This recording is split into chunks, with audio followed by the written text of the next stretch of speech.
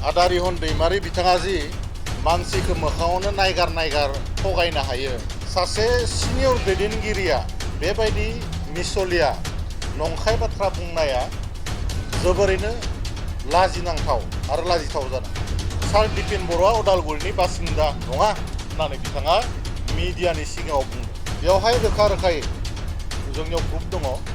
जे मानाव गेदेर दिपेन बर' बिथाङा उदालगुरि कन्स्टिटुयेन्सिनो सासे बिथाङाबो भटार सासे बारग' मन्त्रि सासे दैदेनगिरिनिफ्राय बेबायदि मिसा बाथ्रा बुंनाया समाजाव जोबोद गाज्रि मोनसे इम्पेक्ट गोग्लैयो। फैबाय थानाय एसेम्बलि इलेक्सनाव बिथाङा जेनगोनखौ नुहुरखानानै बिथांनि मोखाङाव जों बयबो आन्दाज खालामदों। बिथाङा जेथिया मिडियायाव ओंखारदों मोनसे गिनाय बिथांनि मोखाङाव मोनसे कनफिडेन्स लेभेलखौ जों नुदों। आरो मोनसे केरेक्टारा मा जादों बिपिएफनि दैदेनगिरि बिथांमोना बोरैबा 28टा सिट मोनखांनायनि उनाव ओरैबायदि नेपटिजमनि ब्लाडा बिथांमोननियाव हाबदों। बे साननो गोनां बाथ्रा जादों। मानाव गेदेर हाग्रामा महिलारियाबो गावनि खुरखालि मुनमुन ब्रह्म बिथांखौ इएम खालामबाय। लोगोसे टिसिएलसिसिनि चेयारमेनबो होबावबाय आरो माखासे डिपार्टमेन्ट जाबसिनगासिनो दं। आरो जों खोनाबावदों गावनि बिसिखौ बिथाङा केन्डिडेट होनो नागिरबावो। जाय प्रमिला रानी ब्रह्म बिथाङा बड'फाजों लोगोसे समान खामानि मावबोदोंमोन बेखौ इगनर खालामनानै गावनि बिसि नालाय जातियाव जेबो कन्ट्रिबिउसन गैयाब्लानो नेपटिजम जायखौ जों बुंदों बिथांमोननि ब्लाडआव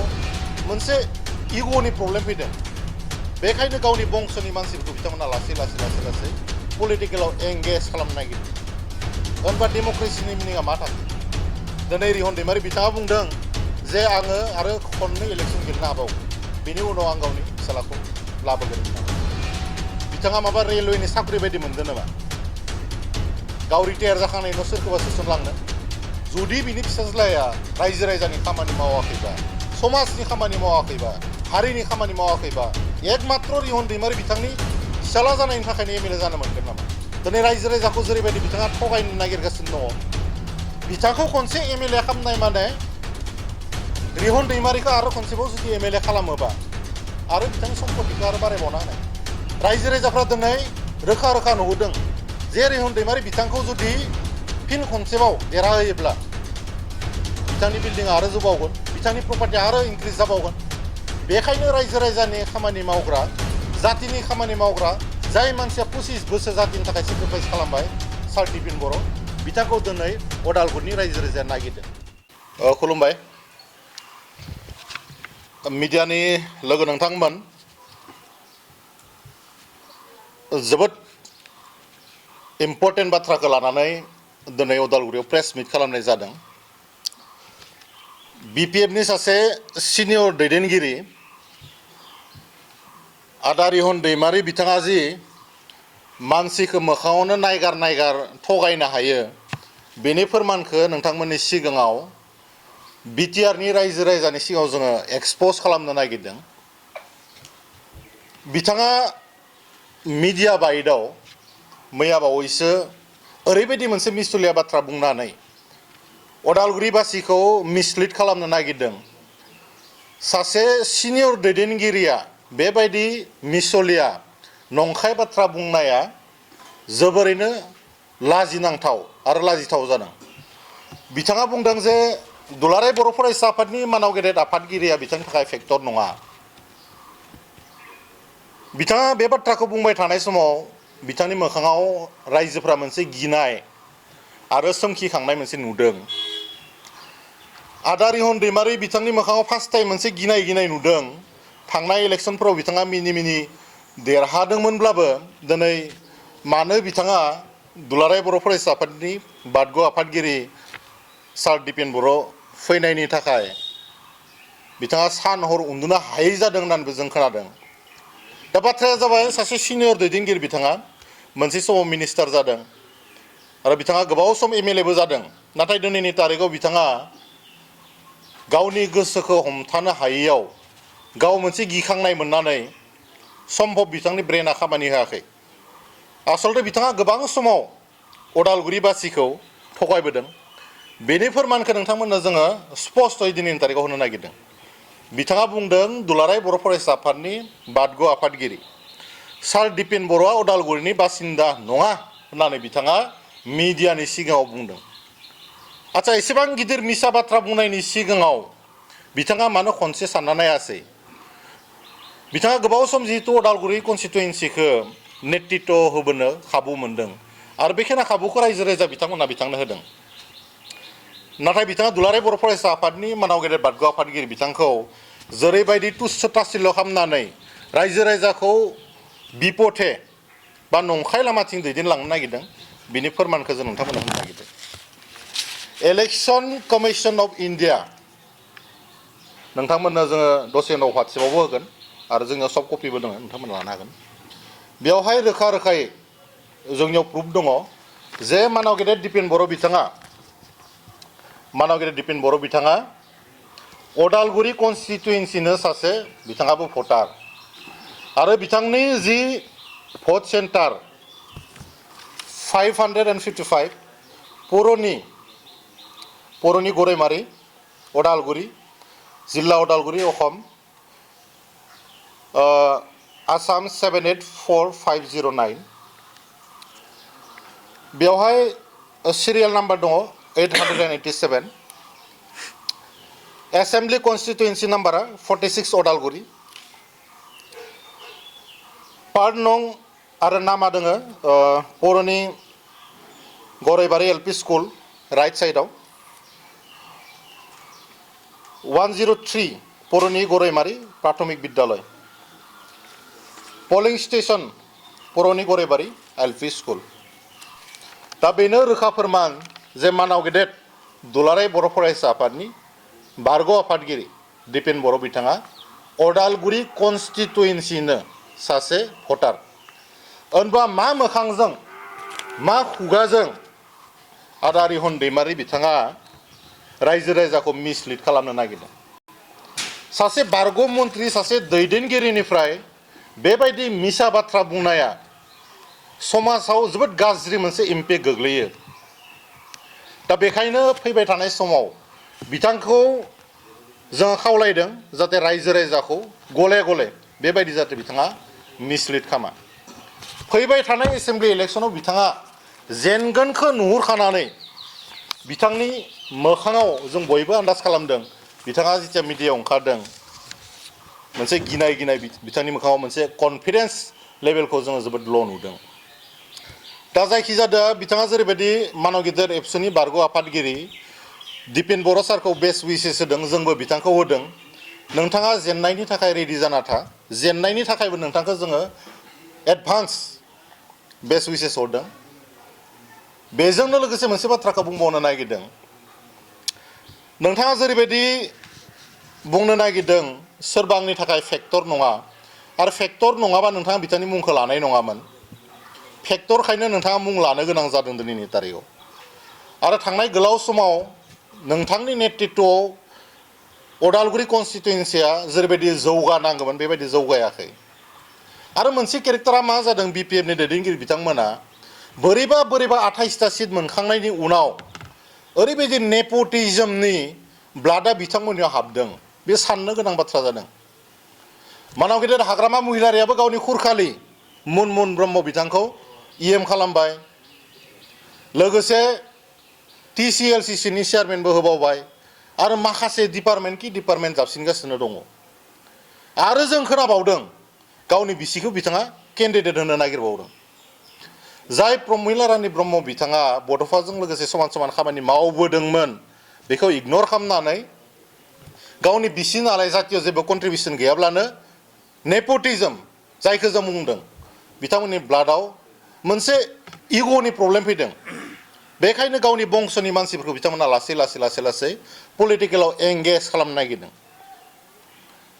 होनबा डेम'क्रेसिनि मिनिङा मा थाखो? दिनै रिहन दैमारि बिथाङा बुंदों जे आङो आरो खननै इलेक्सन गेलेनो हाबावगोन बेनि उनाव आं गावनि फिसालाखौ लाबोगोन होननानै। बिथाङा माबा रेलवेनि साख्रि बायदि मोनदों नामा? गाव रिटायार जाखांनायनि उनाव सोरखौबा सोसनलांनो? जुदि बिनि फिसाज्लाया रायजो राजानि खामानि मावाखैबा समाजनि खामानि मावाखैबा हारिनि खामानि मावाखैबा एकमात्र रिहन दैमारि बिथांनि फिसाला जानायनि थाखायनो एमएलए जानो मोनगोन नामा? बेखौ उदालगुरिनि रायजो राजाया बिबेसना खालामथों जों रायजो राजानि आखायाव हगारदों दिनै रिहन दैमारि बिथाङा क्रर क्रर सम्पति खामायबाय बिथाङा बहानि एसेबां सर्स मोनखो बेखेना सर्सखौथ' बिथाङा रायजो राजानि थाखाय बाहायनो हागौमोन आरो मोजां नेताफ्रा एसेबां थाखा फैसा थासोआ दिनै रिहन दैमारिया उदालगुरिनि सारौफाले बेयाव थांबाबो उदालगुरियाव रिहन दैमारिनि हा बिथिं थांबाबो बिथांनि सम्पति बानायबाय बेजों लोगोसे गावनि फिसालाखौबो बिथाङा इनडाइरेक्टलि इंगितखौनो होबाय आं लाबोगोन होननानै जों बुङाखै बिथांनि फिसालाखौ पलिटिक्सआव लाबोनाङा होननानै रायजो राजायासो नायदों बाथ्राखौ जे रिहन दैमारिनि फिसालाखायनो गाबोन एमएलए जानो मोनसिगोन नामा बिनि फिसाला बेसेबां कन्ट्रिबिउसन दङ ससाइटियाव बेसेबां सेक्रिफाइस दङ बेखौ रायजो राजाफोरा मोनसे पेरामिटारजों बिथांमोननि बिबेक बुद्धिजों नायगासिनो दङ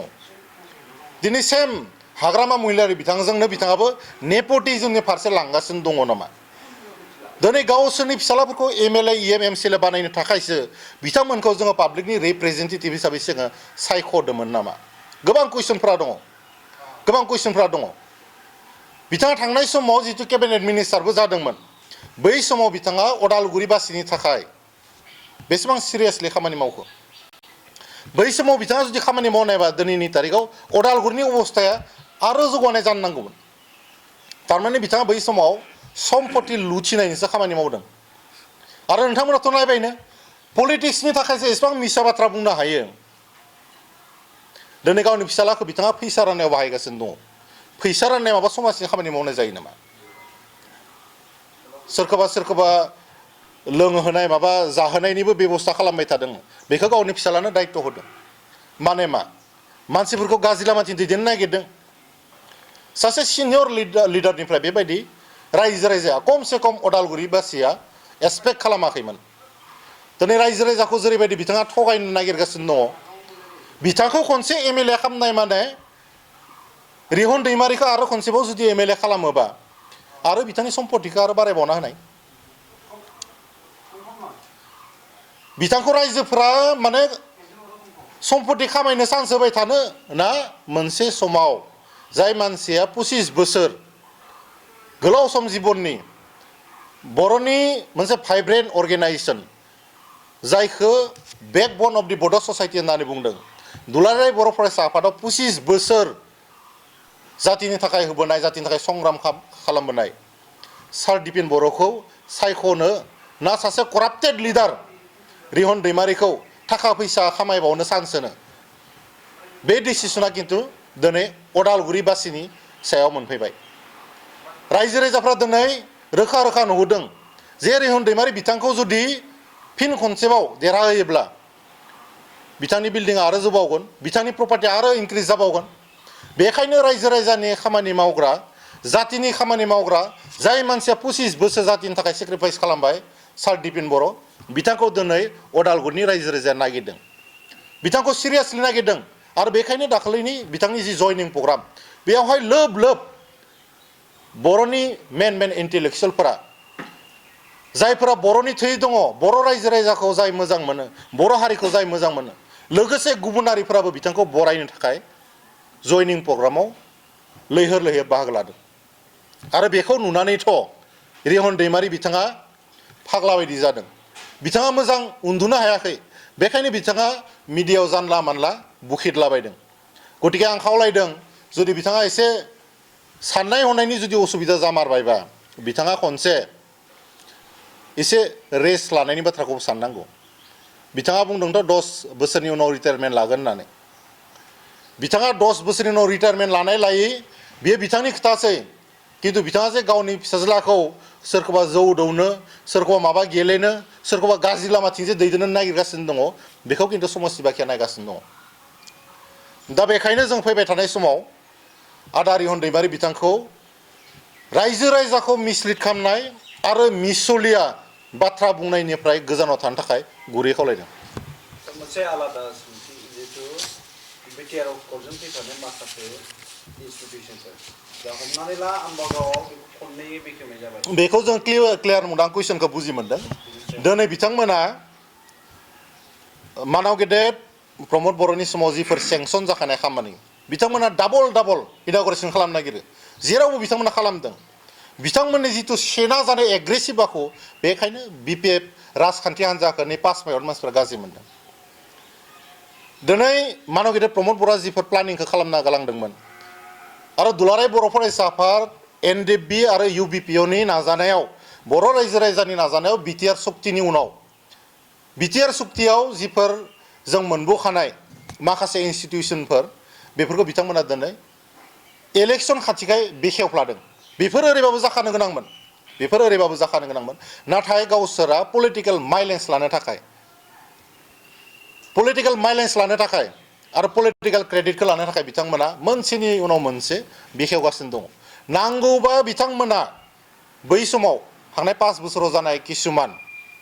नेम प्लेटखौ सेफायनानैबाबो गावसोरा बानायदों होनना देखायनो थाखाय रायजो राजानि सिगाङाव गावसोरखौ हिर' देखायनो थाखाय बिथांमोनाथ' मा बाजेट दङ नोंथांमोना नुदों नामा 4 मासनि बिटिसि सोरजिजेननायनिफ्राय 4 मासनि मालाबा बाजेट जों नुफेराखैमोन हाग्रामा महिलार बिथांनि समाव जाबाय माने बिथांमोननि फैसायानो गैया जोंनि सरकारनि समाव जोङो खमसे खम 300 कोटि फैसा रायजो राजानि मोजांनि थाखाय गारबोदोंमोन किन्तु बिथांमोना 17 बोसोर सासन खालामनायाव 2900 कोटि टाका दाहार खालामनानै फैदों दा बै जिथु हिस्टरि बिथांमोननि जिथु रिपर्ट बिथांमोननि जा पास हिस्टरि बेखौ नायोब्लाथाय जोबोद दुखु गोनां दा बिथांमोननि जिथु केरेक्टार बिथांमोननि जि एग्रेसिभ केरेक्टार बेखौ रायजो राजाफ्रा नुदों आरो नायबाय थादों दा गासिबो बाथ्राखौ नोंथांमोना मिडियानि मानसि मालाबा सों आमुखौ मालाबा नायगोन बिथांमोना दा इलेक्सन मोनफैनायखाय फिथाखौ हागासिनो दोङो बिथांमोना मोनबो सिउरिटि गैया बेफोरथ' एकर्डआव फैखानाय दिनै नङा गाबोन जाखागोन रिहन दैमारि एमएलए नङाबाबो बेखौ भारत सरकार आसाम सरकारा खालामथारनांगोन दा बाथ्राया दुखु गोनां बेसो जादों बिथांमोना मोनफ्रोमबो बाथ्राखौ माने क्रेडिटखौ लानो नागिरो बेखायनो सांग्रां जानांगौ अदालगुरिनि मानसिफ्राल' नङा रायजो राजाल' नङा साफ्रोमबो बर' रायजो राजाया बिपिएफनिफ्राय सांग्रां जानाया गोनांसै मालाबा बिथांमोना गुबुनारिनि खाथियाव थांनानै बिथांमोना जातिखौ फाननो थाखाय एसटिखौ फाननो नागिरो मालाबा हानि पट्टा होनो नागिरो मालाबा बांलादेशिखौ सोनो नागिरो बेफोरबायदि बाथ्राखौ बर' रायजो राजाफ्रा दिनै नायगासिनो दङ आरो बिनि फिथाइखौ नैबे एसेम्बलि इलेक्सनाव बिथांमोना मोनगोन नोंथांनि बायदिब्ला दायो जेसेबांखिनि अन्थाइ खाम्बा गायसनदों बा बेखेवदों बे मोनसे इलेक्सननि दलिल बेथ' खुला खुलि बाथ्रा हाग्रामा महिलार बिथाङा गावनो बुंदों प्रमद बर' बिथांनि समाव सेंसन जानाया होननानै नोंथांमोननि भिडिअ क्लिपा थागोन आरो नांगौबा जोंबो दिहुननानै हरगोन हाग्रामा महिलारि बिथाङा खनसेल' नङा गोबां समाव बिथाङा बुंबाय जे बेफोरो प्रमद बर' बिथांनि समाव सेंसन जानाय जों बेखेवदोंल'सो होननानै अदालगुरियाव फैनायाव बुंदों बिथाङा टंलायाव फैनायावबो बुंदों दा बेखौथ' जों बुंनाय बाथ्रा नङा बे बाथ्राखौ बिथांमोननि दैदेनगिरियानो बुंदों बेयाव मिसा होनाय बाथ्रा जेबो गैया दा बिथांमोना एसे लाजिनोसो नांगौ